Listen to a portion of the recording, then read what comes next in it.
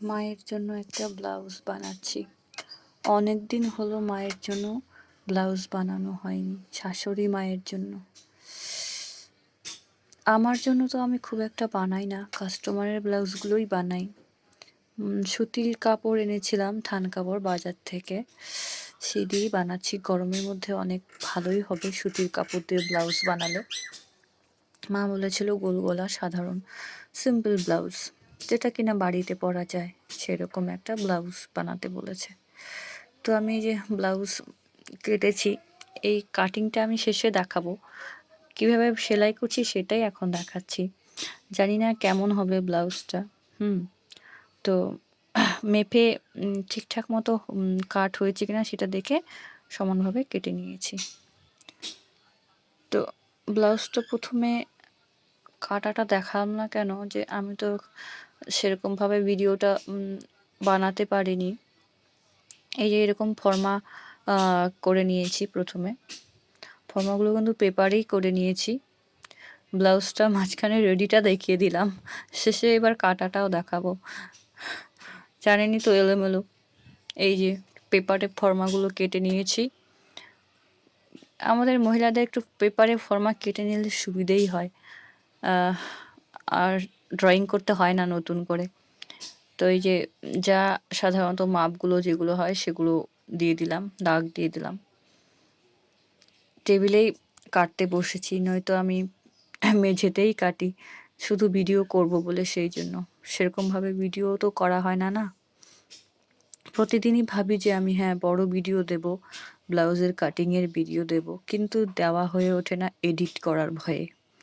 এই এডিট জিনিসটা আমার প্রচণ্ড ভয় করে, যে আমি এডিট করতেই চাই না। কেউ যদি আমাকে একটু এডিট করে দিত, কেউ কি এডিট করে দেবেন? কেউ বন্ধুরা কেউ কি একটু এডিট করে দেবেন? প্লিজ একটু আমাকে এডিট করে দেবেন। আমার এডিট করতে একদম একদম একদম ভাল লাগে না, পচা।